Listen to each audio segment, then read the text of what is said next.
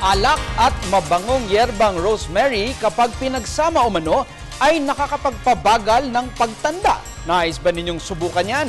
Kunin muna natin ang impormasyon kay Jackie Sai para sa ulat Pangkalusugan.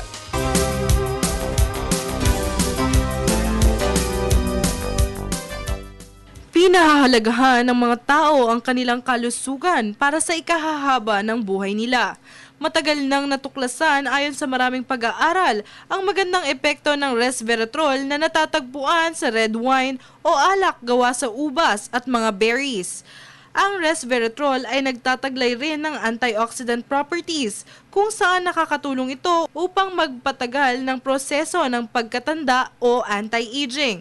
Ayon kay Harvard Genetics Professor David Sinclair, maaari nang umabot sa 150 years old ang tao sa pamamagitan ng sising pag-aaral pa ng nasabing compound.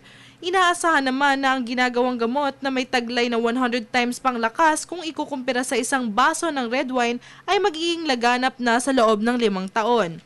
Samantala, ang herb na rosemary na ginagamit sa pagkain ay maaaring pagbutihin ang memorya ng tao. Ayon sa isang pag-aaral na sinagawa sa British Psychological Society's Annual Conference sa Harrogate, England, ang amoy ng essential oil ng rosemary ay nagdadagdag ng abilidad sa pag-iisip ng okasyon at mga komplikadong gawain. Napatunayan ito ng researchers mula sa Universidad ng Northumbria na may 66 na participants kung saan pinapaliwanag ni Dr. Mark Moss ang pagpapakita ng mas magandang performance ng mga nakakaamoy ng rosemary herb.